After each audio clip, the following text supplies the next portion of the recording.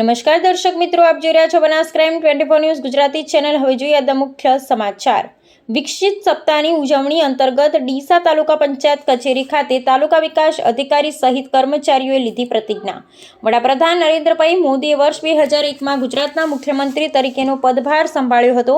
તેમના નેતૃત્વમાં શરૂ થયેલી વિકાસ યાત્રાના 24 વર્ષની ઉજવણીને રૂપે મુખ્યમંત્રી ભૂપેન્દ્રભાઈ પટેલના નેતૃત્વમાં 7 થી 15 ઓક્ટોબર દરમિયાન રાજ્યભરમાં વિકાસ સપ્તાહની ઉજવણી થઈ રહી છે। આ ઉજવણી જનવિશ્વાસ, સેવા અને સમર્પણના થીમ પર આધારિત છે। ત્યારે આજ રોજ ડીસા તાલુકા પંચાયત કચેરી ખાતે પણ તાલુકા વિકાસ અધિકારી જય પટેલ સહિત નાયબ તાલુકા વિકાસ અધિકારી સાથે તાલુકા પંચાયત કચેરીના તમામ કર્મચારીઓ દ્વારા એક સાથે મળી વિકસિત ભારત અંતર્ગત શપથ સાથે પ્રતિજ્ઞા લીધી હતી।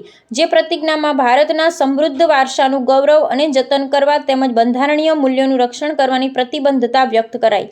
જ્ઞાતિ, ધર્મ કે જાતિના તમામ બંધનોમાંથી મુક્ત રહી બંધુતાની ભાવના સાથે દેશને પ્રાધાન્ય આપી એક ભારત શ્રેષ્ઠ ભારતના સૂત્રને સાકાર કરવા સૌ કટિબદ્ધ રહેશે તેમ જણાવાયું।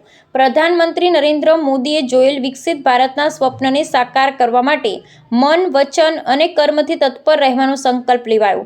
હર ઘર સ્વદેશી, ઘર ઘર સ્વદેશીના મંત્ર થકી આત્મનિર્ભર ભારતના નિર્માણમાં યોગદાન આપવા સૌએ કટિબદ્ધતા દર્શાવી રાષ્ટ્ર પ્રથમના મંત્રને જીવન મંત્ર બનાવી દેશના વિકાસ માટે અવિરત પ્રયાસ રહેવાની પ્રતિજ્ઞા લેવામાં આવી હતી। અહેવાલ હરેશ ઠક્કર, ડીસા, બનાસકાંઠા।